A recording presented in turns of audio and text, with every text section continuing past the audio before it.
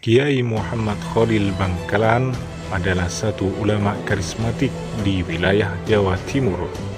Beliau adalah guru dari para ulama besar seperti Kiai Mahsum Nasem, Kiai Hashim Asy'ari, Kiai Wahab Hasbullah, Kiai Bahar Sidogiri. Kiai Khalil dilahirkan pada 11 Jumadil Akhir 1235 Hijriah atau 27 Januari 1820 di Kampung Senenan, Desa Kemayoran, Kecamatan Bangkalan, Kabupaten Bangkalan, Madura, Jawa Timur, dengan nama Muhammad Khalil.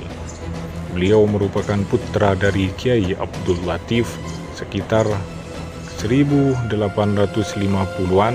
Ketika usianya menjelang 30, Kiai Khalil belajar kepada Kiai Muhammad Nur di Pondok Pesantren Langitan, Tuban, Jawa Timur.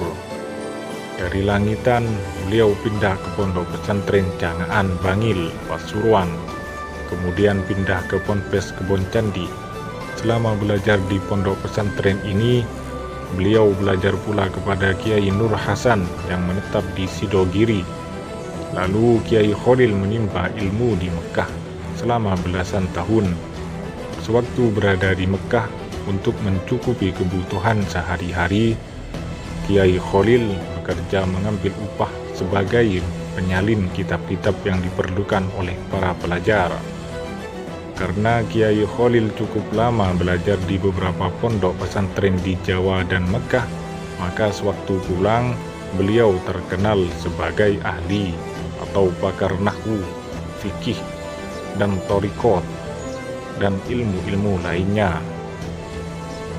Untuk mengembangkan pengetahuan keislaman yang telah diperolehnya, Kiai Muhammad Khalil selanjutnya mendirikan pondok pesantren di Desa Cengkabuan, sekitar 1 km arah barat laut dari desa kelahirannya.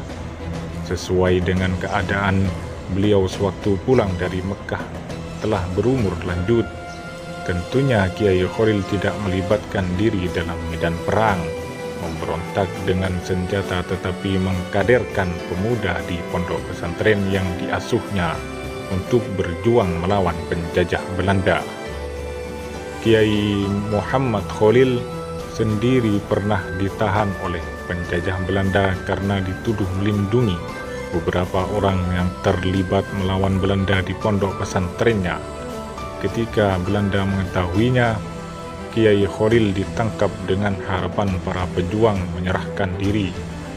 Tetapi ditangkapnya Kiai Khalil malah membuat pusing pihak Belanda, karena ada kejadian-kejadian yang tidak bisa mereka mengerti, seperti tidak bisa dikuncinya pintu penjara, sehingga mereka harus menjaga penuh supaya para tahanan tidak melarikan diri. Di hari-hari selanjutnya, ribuan orang datang ingin menjenguk dan memberi makanan kepada Kiai Khalil. Bahkan banyak yang meminta ikut ditahan bersamanya. Kejadian tersebut menjadikan pihak Belanda dan sekutunya merelakan Kiai Khalil untuk dibebaskan saja.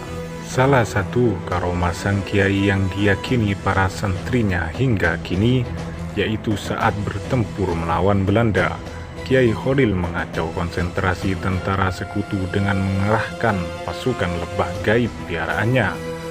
Di saat ribuan ekor lebah menyerang konsentrasi lawan buyar, saat konsentrasi lawan buyar itulah para pejuang gantian menghantam pihak kompeni. Wallahu a'lam bishawab.